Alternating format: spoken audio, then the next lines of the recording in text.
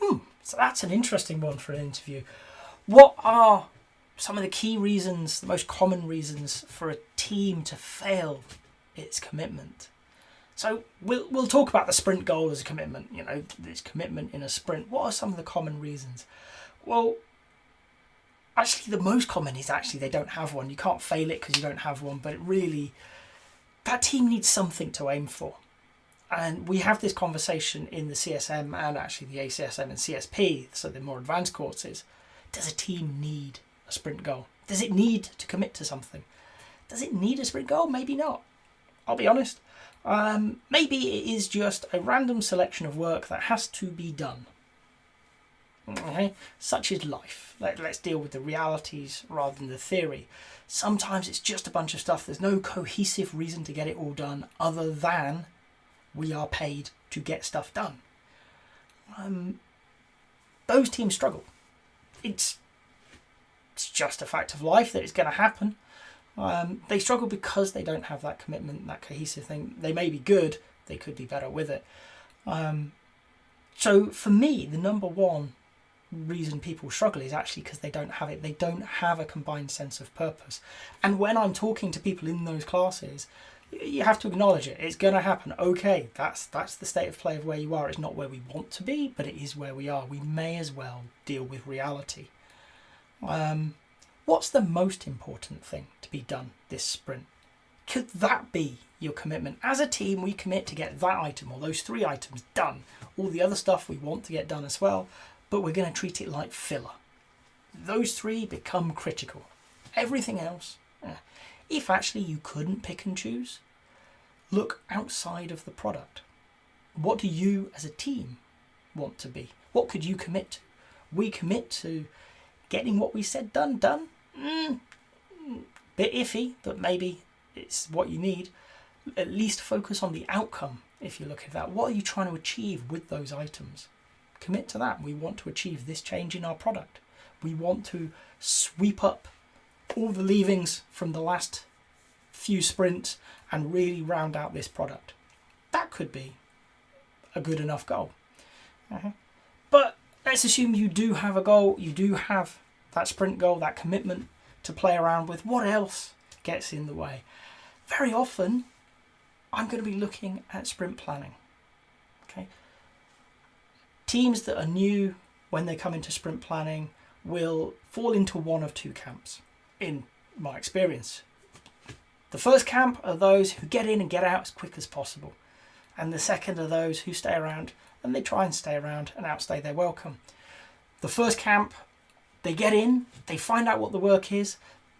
Hopefully they pull the work from the backlog, but they work with the product owner, right, we're doing this, great, and they're gone.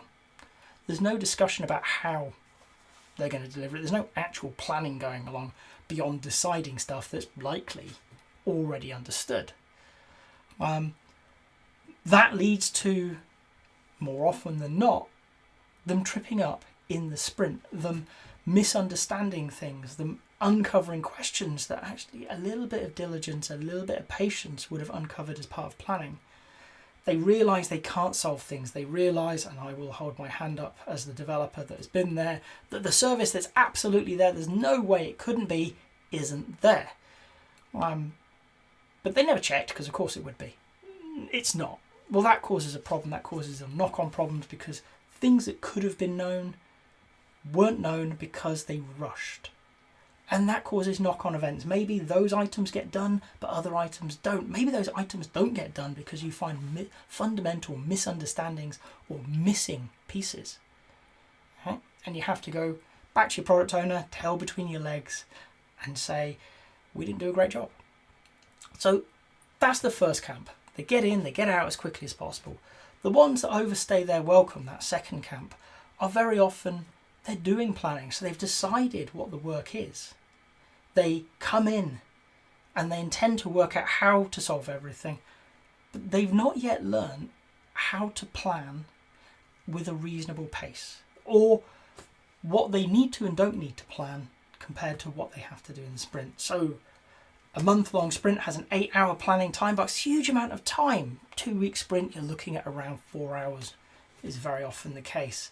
30 minutes or so deciding what to do, coming up with a sprint goal, 3.5 hours to plan how to do it, to really build a plan.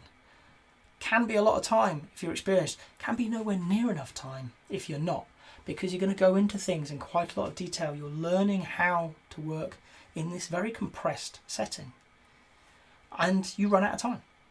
You say you can do these 12 things, you're at number 7, the timer goes, and they're the teams that go, oh, we're so close. They're not. I'll be honest, they're not. So they don't plan stuff that's coming up. They're actually, for me, in a better place normally than the teams that rush in and rush out, because at least they've done some planning. They've done some of their diligence. They know what's coming up. And to be honest, they're unlikely to get to much of what they haven't planned anyway, because they're still working out how to work in this compressed time frame. So they're two of the things. The other one is, and really it sits outside of the events in Scrum, refinement. The teams that don't refine together, that don't refine at all. The teams that say, it's not our job. We're here to build stuff. Developers are terrible for this. We don't do that. Let the BAs do that. We just build stuff. We write code. They can't solve the problem because they don't understand what the problem is. So they rush through planning maybe, or they spend a lot of time in planning. Hopefully those realise that they needed to understand a bit better.